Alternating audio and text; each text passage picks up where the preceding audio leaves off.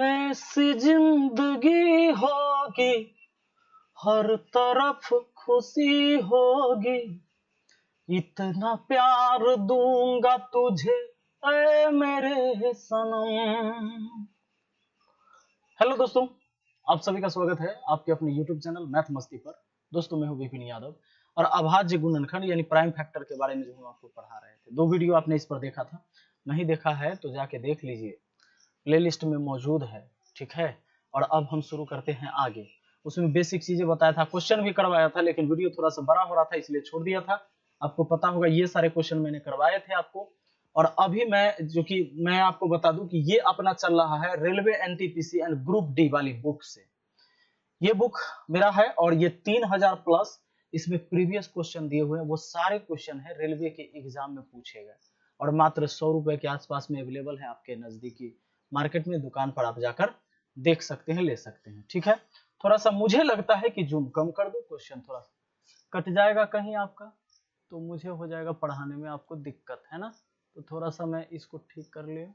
हाँ अब बढ़िया, चलो आ जाओ। अब देखते हैं, शुरू करते हैं आज का। और ये तो अपना बुक है जो सभी एग्जाम के लिए है और ये स्पेशल रेलवे के एग्जाम के लिए है, ठीक है। देखिए अभाज्य गुणनखंड यानी प्राइम फैक्टर में हमने आपको पढ़ाया था एक चीज, और ये इसको करने से पहले थोड़ा सा 2 मिनट हम एक्स्ट्रा बात आपसे कर लेते हैं, पढ़ाई से संबंधित ही, ताकि आगे आपको सारे सवाल समझ में आने लगे अच्छे से। तो उस पर हम बात कर ले जरा कि अगर मान लीजिए दोस्तों एक क्वेश्चन कहां तक हम करवाए थे, 512 के कितने गुणक पूर्ण वर्ग होते हैं, यहां तक शायद हो चुका था ना। 512 के कितने गुणक पूर्ण वर्ग होते हैं, तो इस सवाल शायद हम इसको करवाए थे, एक बार फिर से हम करवा देते हैं इसको। 500 आपने देखा होगा, नहीं देखा है तो भाई आपको देख लेना है इसका 2 पार्ट और। 512 के कितने गुणक पूर्ण वर्ग होते हैं, तो 512 को लिखते हैं और सबसे पहले प्राइम फैक्टर में तोड़ते हैं, 2 से लगाते हैं, तो ये हमारा कितना हो जाएगा, 2 दूना 4, 2 पचे 10, 2 छके 12। अब देखो 2 से लगा देंगे तो 128 दूना 256, फिर 2 से लगा देंगे 64 दूना 128, फिर 2 से लगा देते हैं तो 32, और फिर 2 से लगा देते हैं तो 16, फिर 2 से लगा देते हैं तो 8, और फिर 2 से भाग लगाते हैं 4, फिर 2 से भाग लगाते हैं तो 2 बार में, और लास्ट में 2 से लगाओगे तो 1 बार में, है ना।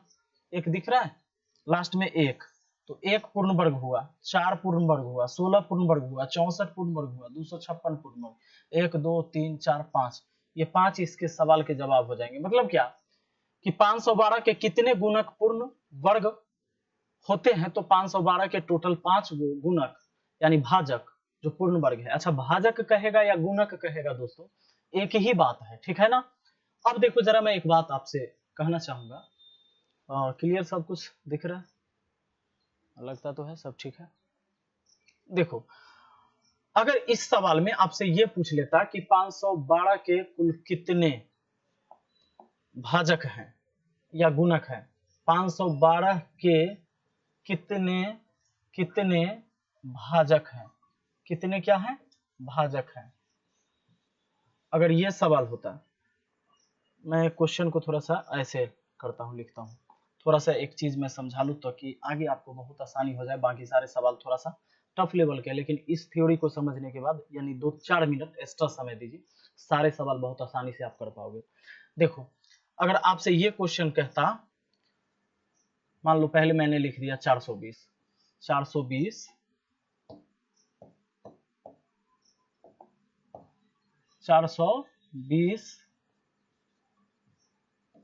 के कुल कितने भाजक हैं, कितने भाजक हैं,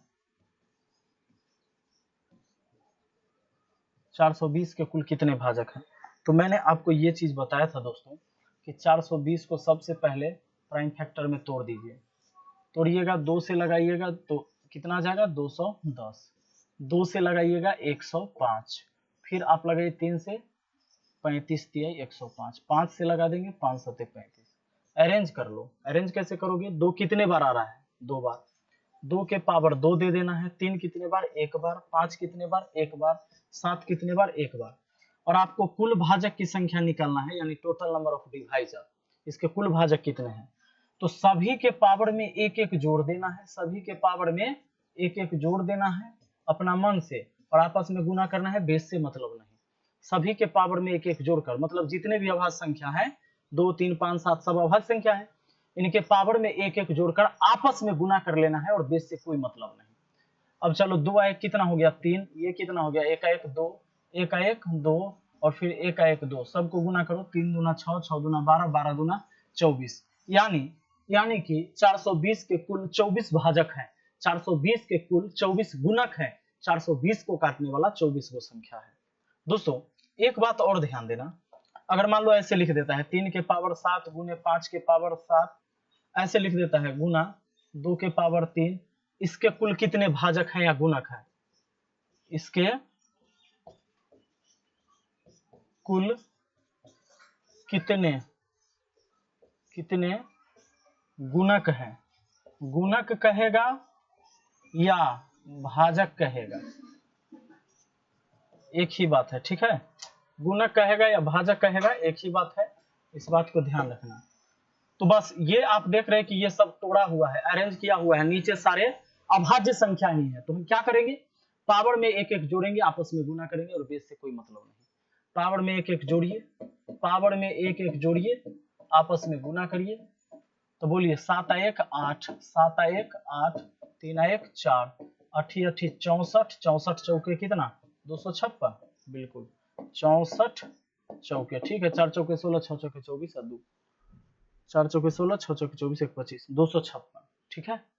आइए जरा देखते हैं, सब क्लियर तो दिख रहा है आपको?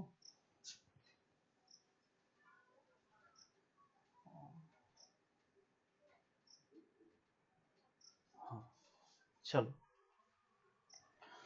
तो ये काम करना है आपको, और बहुत ही आसानी से आप इसे सीख सकते हैं। जरा बढ़िए आगे आते हैं सवाल पर, सवाल पर आते हैं। देखिए क्या कहता है सवाल, ये कहता है,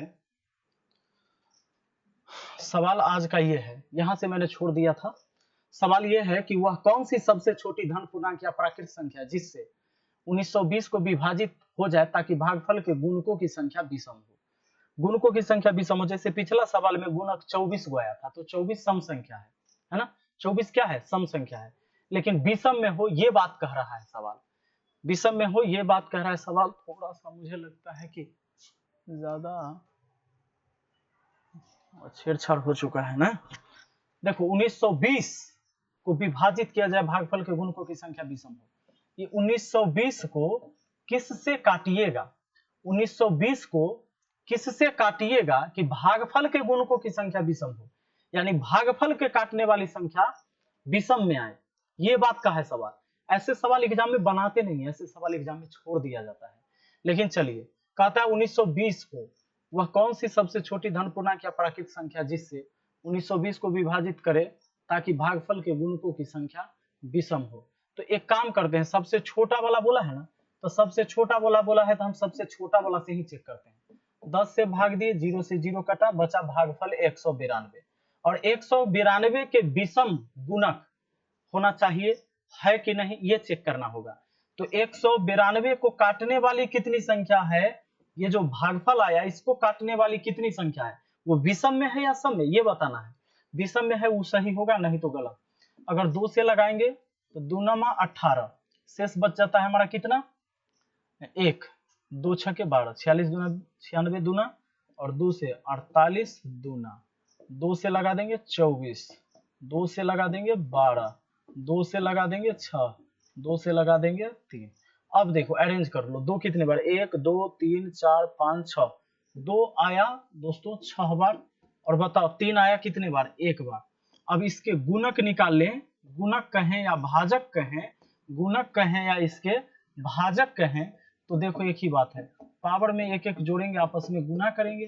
तो बताओ 6 1 7, आया 2, 7 दूना कितना हुआ 14, इसके 14 भाजक हैं। तो 14 भाजक है तो विषम में नहीं ना हुआ, 14 सम संख्या होता है, कहता विभाजित हो जाता कि भागफल के गुणकों की संख्या विषम हो। ये भागफल आया था, इसके गुणकों, गुणक या भाजक कहता, इसकी संख्या 14 आया, यह एक सम संख्या है, तो ये ऑप्शन गलत है, इसको हम नहीं लेंगे। हम 20 और 30 को चेक कर लेंगे दोस्तों। 20 से अगर भाग दे देते हैं 1920 को, 1920 को 20 से भाग देते हैं, 0 से 0 कट जाएगा, 2 से कट जाएगा कितने बार में?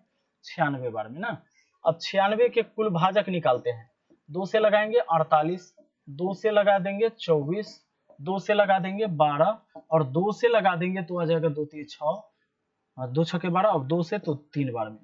अरेंज कर देंगे 1 2 3 4 5, 2 आया हमारा 5 बार और 3 आया 1 बार। पावर में एक एक जोड़कर आपस में गुना करेंगे तो इसके भाजक की संख्या निकल जाएगा। ये 6 दूना 12, ये भी नहीं हुआ, गलत है। तो हम 30 को चेक कर लेते हैं। 30 को चेक करेंगे 1920 में अगर हम 30 से भाग देते हैं, 0 से 0 कटेगा, 3 छके 18 कटेगा, शेष 1, 3 छके 18 शेष 1 और 3 चौके 12, 64 आया।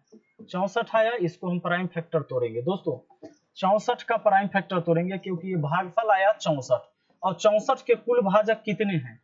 सम में आ रहे हैं कि विषम में? 2 से लगा दिया 32, फिर 2 से लगा दिया 16, 2 से लगा दिया 8, 2 से लगा दिया 4, 2 से भाग लगा दिया 2, यानी 2 आया 1 2 3 4 5 6, 2 के पावर 6। अगर इसके गुणक निकालना हो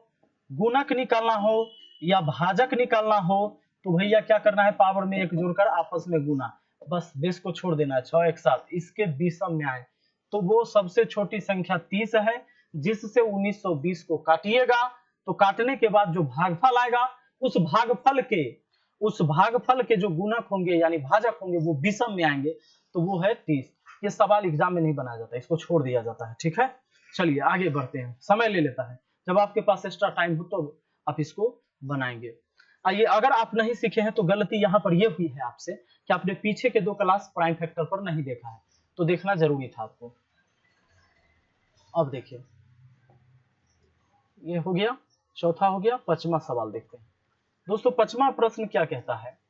कहता है 8 के पावर 10, 9 के पावर 7, 7 के पावर 8 के गुणनफल में कुल अभाज्य गुणनखंड की संख्या। अभाज्य गुणनखंड की संख्या कहेगा जब भी तो पावर का योग आंसर होगा, नहीं, पावर का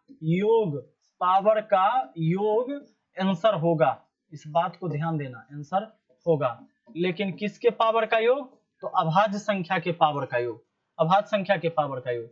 तो 8 देखो यहां लिख देते हैं, अभाज्य संख्या, अभाज्य संख्या के पावर का योग आंसर होगा। तो ये अभाज्य संख्या नहीं है, लेकिन 8 को हम लिख सकते थे 2 का क्यूब, इसका पावर 10 है, 9 3 का स्क्वायर, इसका पावर 7 है, और 7 को रहने देते हैं क्योंकि 7 ऐसे ही ऑलरेडी अभाज्य संख्या है। अब देखो ये 2 के पावर कितना हो जाएगा? 10 3 30 हो जाएगा। ये 3 के पावर कितना हो जाएगा? 7 दूना 14 और 7 के पावर 8 हो जाएगा। आपको निकालना है कि अभाज्य गुणनखंड की संख्या। अभाज्य गुणनखंड की संख्या निकालने के लिए सभी पावर का योग आंसर होगा। तो चलिए जोड़ देते हैं, 30 और 14 कितना हो जाता है? 44, 8 कितना हो जाता है? 52, नहीं 52 हमारा आंसर कहाँ है? तो ऑप्शन सी में है, बिल्कुल सही, नो प्रॉब्लम। बहुत इजी, बहुत आसान, बहुत सस्ता और अच्छा टिकाऊ। आइए, सवाल यह कहता है अगला कि 256 के कितने गुणनखंड पूर्ण वर्ग है? 256 के कितने गुणनखंड पूर्ण वर्ग है? एक बात बताइए कि 256 के कितने गुणनखंड पूर्ण वर्ग है, मतलब 256 के ऐसी संख्या के बारे में बताना है जो इनको काटता हो लेकिन वो पूर्ण वर्ग होना चाहिए। 256 को काटने वाली वैसी संख्या जो पूर्ण वर्ग होगा। 2 से लगा देंगे 128, ठीक है, 2 से यही बनाने का तरीका है। पिछला वीडियो नहीं देखा है तो इसमें मजा नहीं आएगा, इसलिए पीछे की वीडियो देखना आपको बेहद जरूरी है दोस्तों, इस बात को याद रखना। 2 दूना 4, 2 से लगा दिया लास्ट में एक बार में। एक पूर्ण वर्ग संख्या है, 4 पूर्ण वर्ग संख्या, 16 पूर्ण वर्ग संख्या, 64 पूर्ण वर्ग संख्या, 256, 1 2 3 4 5 हमारा आंसर हो जाएगा ऑप्शन ए। मतलब 256 को काटने वाला 5 गो पूर्ण वर्ग संख्या है, 256 को काटने वाला 5 गो पूर्ण वर्ग संख्या है। आगे आ जाइए, 729 के कितने गुणनखंड पूर्ण वर्ग है? 729 के कितने गुणनखंड पूर्ण वर्ग है? इसको 2 से लगा देंगे, सबसे पहले देख लेंगे और देख लेंगे कि पूर्ण वर्ग कौन कौन आ रहा है। 2 3 6, शेष बचता है 1, 2 6 के 12, 2 3 6, 2 6 के 12, खत्म नहीं, 2 से लगेगा ही नहीं क्योंकि ये विषम संख्या है, कटेगा ही नहीं। 3 से 7 2 9, हाँ 3 से कट जाएगा 3 दूना 6, 3 चौके 12, 3 तिहाई 9, 3 से 3 अठे 24, 3 एकम 3, 3 से 27 तिहाई 81, 3 से 3 अमा 27, 3 से 3 तिहाई 9, 3 से 3 एकम 3। बताइए ये पूर्ण वर्ग है, ये पूर्ण वर्ग है, ये पूर्ण वर्ग है, ये पूर्ण वर्ग है। तो 1 2 3 4 4 पूर्ण वर्ग है इसके भाजक, यानी 729 के कितने गुणनखंड पूर्ण वर्ग है भैया? 4 गो, 1 2 3 4। ठीक है, आइए अगला सवाल। अगला सवाल, अब मान लो दोस्तों इसी सवाल में ये कह देता कि 729 के पूर्ण वर्ग भाजक या पूर्ण वर्ग गुणनखंड का योग बताइए। तो हमने निकाल लिया था कौन कौन था, 1 था, 9 था, 81 था, है ना, और एक 729 था। तो सबका योग निकाल लेते, जोड़ लेते, हमारा आंसर आ जाता। अगला देखो,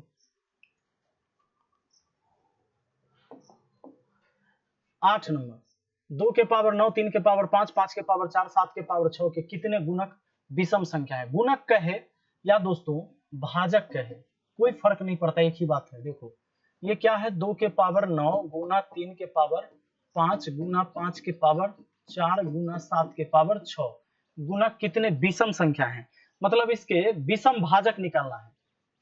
विषम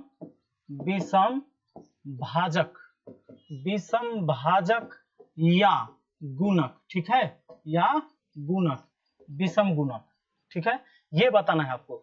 मैंने एक बात बताया था पिछली वीडियो में, याद है कि मेरे अंगने में तुम्हारा क्या काम है। देखिए जब विषम भाजक निकालना हो तो आपको पता है दोस्तों कि विषम संख्या, इसके विषम भाजक निकालने हैं, सम भाजक नहीं।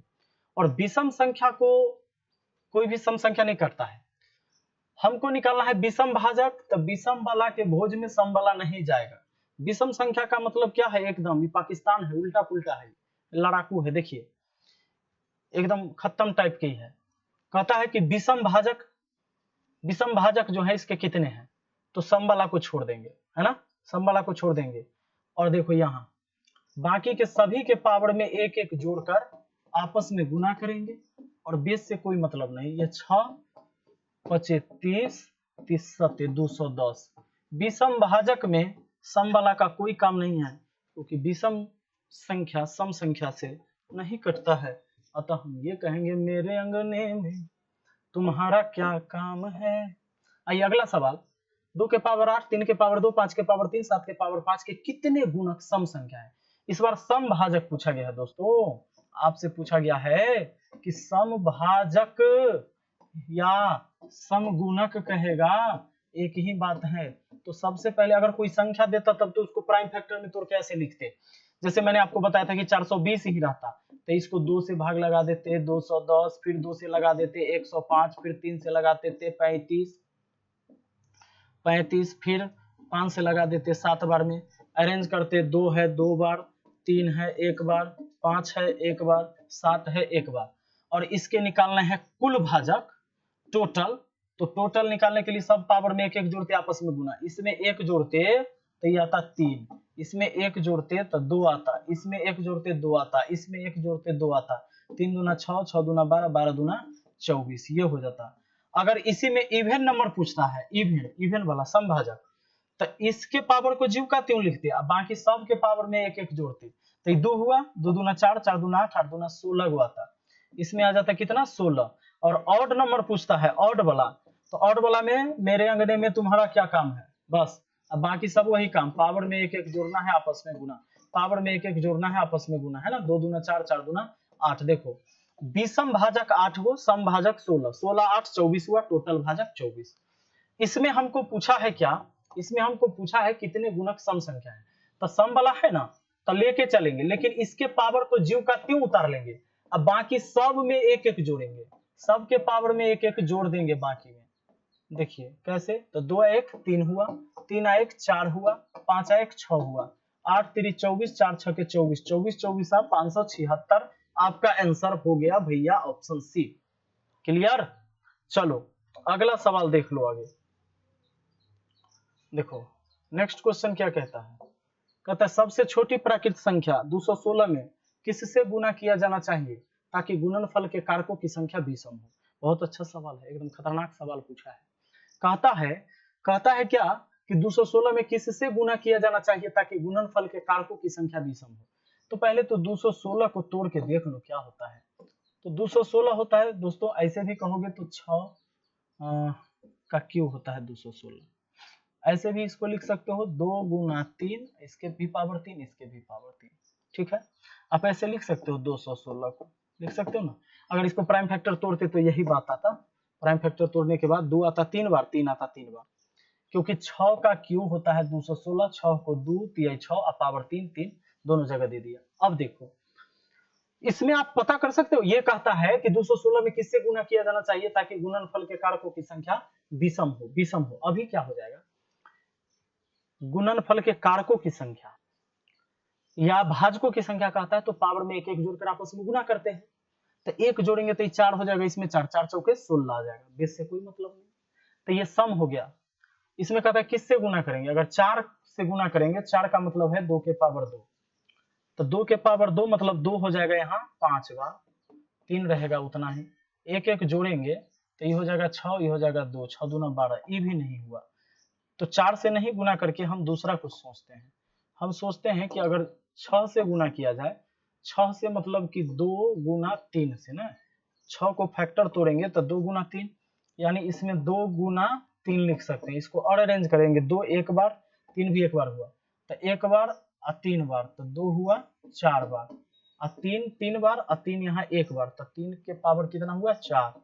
अब अगर इसके भाजक निकालने हैं कि इसके भाजक सम हो रहे हैं कि विषम, तो देखो भाजक निकालने के लिए पावर में एक एक जोड़कर आपस में गुना, तो 4 1 5, 4 1 5, बेस से मतलब नहीं, 5 1 25, इसके भाजक कितने हो गए 25 हो गए।